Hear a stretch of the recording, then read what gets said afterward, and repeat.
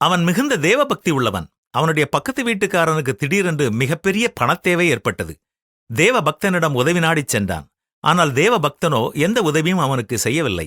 அன்று கனவில் தேவ பக்தனிடம் கடவுள் வந்து, நான் உன்னுடைய கஷ்டங்களில் எத்தனை முறை உனக்கு உதவி செய்திருக்கிறேன், நீ உன் அண்டை வீட்டான் கஷ்டத்தை போக்கவில்லையே, ஏன் என்று கேட்டார். அதற்கு அந்த தேவ பக்தன், கடவுளே, நீர் எனக்கு பல உதவிகளை செய்திருக்கிறீர், அதை நான் நன்கு அறிவேன். ஆனால் என்னுடைய அண்டை வீட்டுக்காரன் என்னுடைய கஷ்டத்தில் ஒருமுறை கூட உதவினதே இல்லையே, பின்னர் நான் எப்படி அவனுக்கு உதவ முடியும் என்று கேட்டான்.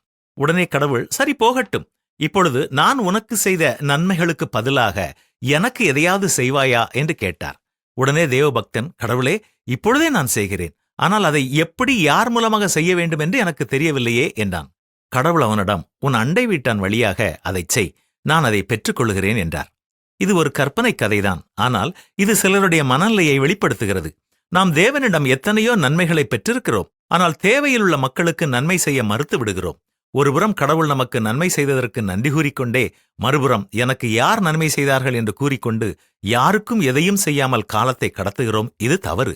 நமக்கு நன்மை செய்யாதவர்களுக்கும் நன்மை செய்ய வேண்டும். ஒருவர் உதவி பெற தகுதியாக இருக்கிறாரா என்பதை அல்ல, உதவி பெற வேண்டிய நிலையில் இருக்கிறாரா என்பதை நாம் பார்க்க வேண்டும். ஏழைக்கு இறங்குகிறவன் கர்த்தருக்கு கடன் கொடுக்கிறான், அவன் கொடுத்ததை அவர் திரும்ப கொடுப்பார் என்றுதானே வேதமும் நமக்கு கூறுகிறது. தேவைப்பட்டவர்களுக்கு நாம் உதவி செய்வோமா?